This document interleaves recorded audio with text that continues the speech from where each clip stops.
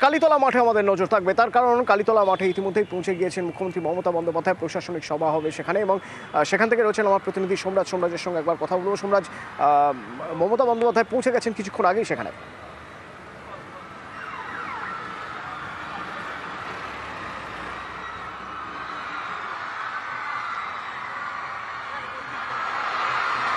সঙ্গে যোগাযোগ করবো, আপনাদের জানিয়ে রাখতে চাইবো অত্যন্ত গুরুত্বপূর্ণ লোকসভা ভোটের আগে আজকের এই প্রশাসনিক সভা। এখানে যেমন সরকারি পরিষেবা দেওয়া হবে, ঠিক তেমনই মমতা বন্দ্যোপাধ্যায় কি বার্তা দেন আরামবাগ হুগলির কর্মী সমর্থকদের জন্য, সেদিকেও নজর থাকবে।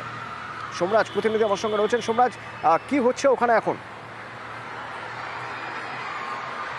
রয়েছেন দেব, সাংসদ দেব, তিনি উপস্থিত হয়েছেন এবং যারা জেলা নেতৃত্ব হুগলি জেলা তারাই উপস্থিত হয়েছেন। আজ এই মঞ্চ থেকেই মমতা বন্দ্যোপাধ্যায় কয়েকশো কোটি টাকার প্রকল্পের উদ্বোধন ও শিলান্যাস করবেন। বিশেষত হুগলি জেলাকে কেন্দ্র করে ইতিমধ্যেই যে প্রকল্পগুলি রয়েছে বিভিন্ন দপ্তরের, সেই প্রকল্পগুলির উদ্বোধন করবেন মুখ্যমন্ত্রী মমতা বন্দ্যোপাধ্যায়। পাশাপাশি 600 কোটি টাকারও বেশি টাকার প্রকল্পের শিলান্যাস করবেন মুখ্যমন্ত্রী মমতা বন্দ্যোপাধ্যায়। এই হুগলি জেলা থেকে শিল্প নিয়ে বেশ কিছু বার্তা দিতে পারেন মমতা বন্দ্যোপাধ্যায়, তেমনটাই মনে করা হচ্ছে। পাশাপাশি হুগলি জেলার আরামবাগকে পৃথক জেলা হিসাবে গড়ার দাবিও দীর্ঘদিনের রয়েছে এই আরামবাগ মহকুমাকে কেন্দ্র করে। ফলত আজকের এই মঞ্চ থেকে মমতা বন্দ্যোপাধ্যায় লোকসভা ভোটের আগে আরামবাগ জেলা নিয়ে কোনো বার্তা রাখেন নাকি, সেদিকেও নজর রয়েছে গোটা রাজনৈতিক ও প্রশাসনিক মহলে।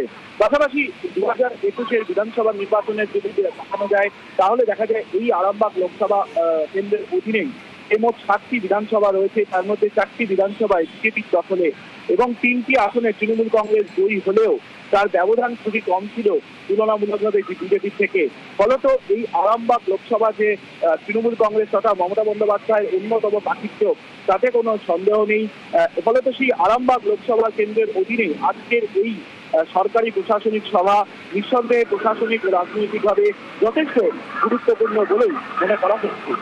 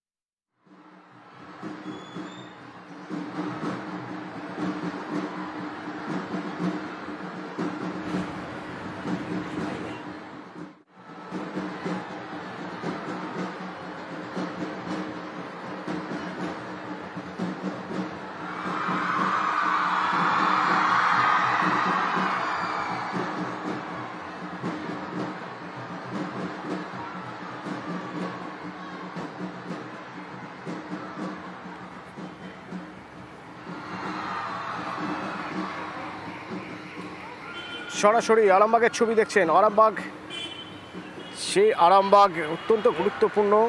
সঙ্গে দেব রয়েছেন, সাংসদ দেব, সঙ্গে রয়েছেন মুখ্যমন্ত্রীর